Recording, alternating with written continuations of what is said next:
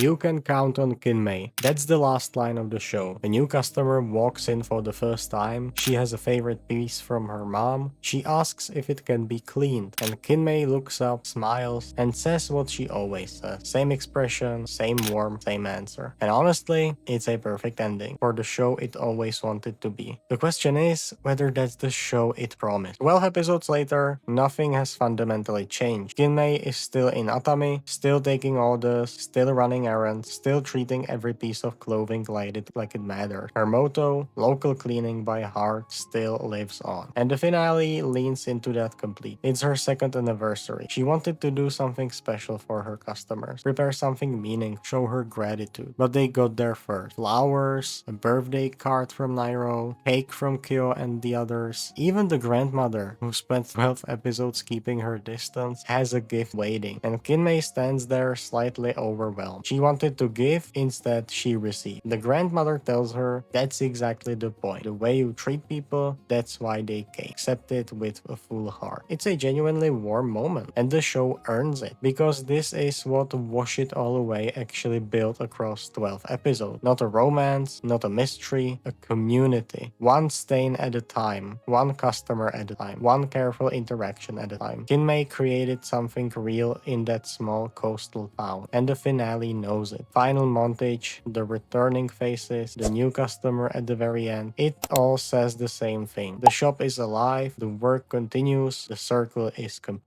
And here's the thing, if you watch Wash It All Away as a pure Iyashike, that slow healing slice of life genre built around atmosphere and small moments, it's really good at it. The visuals are lovely, the coastal setting does exactly what it's supposed to do, the rhythm of the show, the way it lingers on quiet details, it's genuinely comforting in a way not many anime manage. Even the grandmother's near collapse late in the finale, which could have felt like a cheap attempt to add stakes, actually works within that framework, because it's not really about danger, it's about Kinmei noticing, caring, showing up, which is what she does for everyone. And that moment between them, the grandmother admitting she was worried Kinmei wouldn't make rent in the beginning, and now 2 years later watching her thrive, that's the emotional payoff the show was always building toward. Not a memory reveal, not a confession, just two people who looked out for each other, finally saying it out loud. So on those terms, this finale worked. The show knew what it was and it delivered it cleanly. But here is where it gets complicated, because Iyashike doesn't usually give its protagonist memory loss. Iyashike doesn't usually show a brief rooftop image of someone curled in on themselves, expression hollow in a way the rest of the show never allowed. Iyashike doesn't usually connect thunder to trauma, or send its characters to an island that feels like it might have seen her before, or leave a sentence unfinished right when it was about to say something important. Those aren't slice of life details, those are mystery hooks, and this show put them there deliberately. From episode 1, it told you there was something beneath the surface, something that explained who Kinmei was before Atami, before the shop, before the routine. It made you feel like the calm was maintained rather than natural, like the kindness had a shape, insulation rather than just generosity, like helping others was a way to stay functional without ever looking back. And 12 episodes later, none of that gets answered. The Thunder connection dropped. Atsushima Island left open. The memory never touched. Kyo's unfinished sentence still unfinished. The show just quietly moved on from all of it.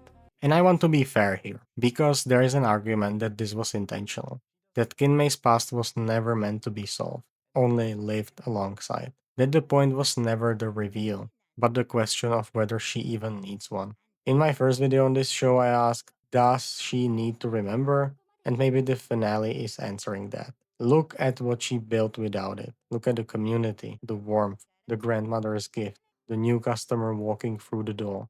Maybe healing isn't recovering what was erased. Maybe it's building a life that doesn't require it. And I think I believe that, genuinely. But I also think there is a difference between a show that earns that conclusion and a show that uses mystery as a hook with no intention of following through. Because the thunder scene wasn't subtle, the island wasn't subtle, the rooftop image wasn't subtle. Those were invitations, and the show never opened the door it kept pointing at. So the feeling at the end isn't betrayal, it's something quieter than that. It's the feeling of watching something that was very good at what it chose to do and a little dishonest about what it was offering. Wash It All Away ends exactly where it began. Same shop, same work, same Kinme. New customer at the door, and in a way, so does this series of videos. My first video said this anime refuses to show you the past. 12 episodes later, that's still true. And maybe that was always the answer. Not a mystery to be solved, just a life being lived carefully forward by someone who can't go back. I'll be honest, I wanted more, not something dramatic, not a full breakdown or a tearful flashback, just something. One moment where the past and the present touched, and we understood why she is the way she is. But the show made its choice, and the life it built for Kinmei. Community, the warmth, the motto that still lives on, that part is real. That part landed. Was it worth watching? Yes, it was. Just maybe not for the reasons it suggested. So that's it for Wash It All Away. If you watched all 4 of these videos, genuinely, thank you. This show gave me a lot to think about, and that's not nothing. If you're new here and want the full picture, I'll put all 4 videos together as one so you can watch the whole thing from the start. And as always, let me know what you think. Did the finale land for you? Or did you feel it too? That quiet, bittersweet feeling of a show that was almost something more. Drop it in the comments, and I'll see you in the next one.